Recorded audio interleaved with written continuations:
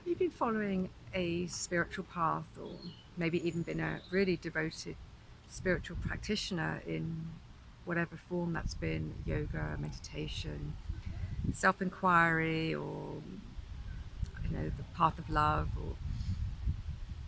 and suddenly realize one day that you're having some experiences that are profoundly uncomfortable, profoundly confounding, and also maybe not understood by fellow practitioners or maybe even the spiritual community you're in.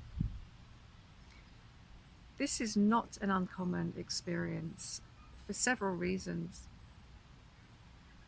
What brings us to the spiritual path can be both a very deep, authentic longing, but there can also be a part of our system which pulls us to spirituality because there's a promise of the end of suffering. And it makes perfect sense. The first practice or modality I worked with, I mean, literally, between the lines in the marketing, it was, if you do this within 3 months, you'll be enlightened. I was like, well, I'll go for that. Absolutely. But what happens with a lot of us is somewhere along our path, some extremely difficult stuff starts to emerge.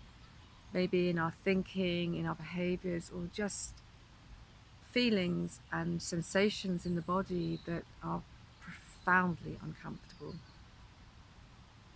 and also very confusing. So I mention this because it is one of my favorite subjects, the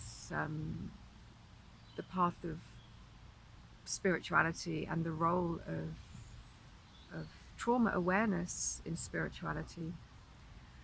And really, to me, it's very simple.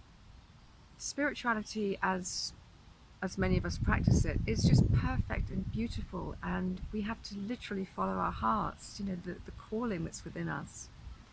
And sometimes it's really the moment to do the trauma work.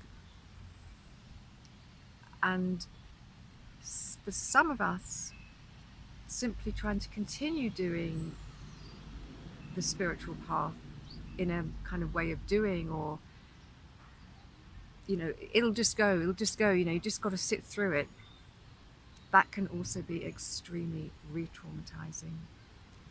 Now, often a lot of our traumas we experience all developed because whatever we experience happened when we were alone.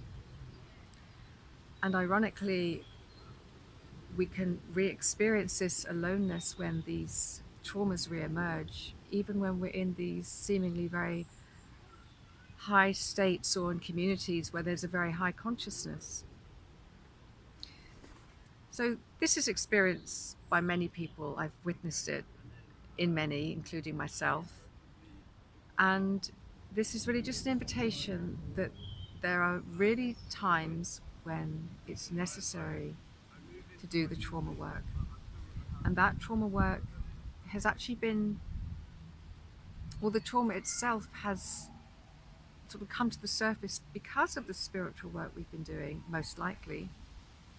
So really, it's an invitation to just take some time out, not excluding the spiritual path, but really to do some focused healing at the level where it's needed, as and when it's needed. So again, this is not throwing the baby out with the bathwater. The whole path is a very integrated journey. And really, this is just a call to honor and respect the trauma when it needs our loving, mindful, and also very skilled attention. So I'll leave it at that for today, and I connect with you again soon. Take care.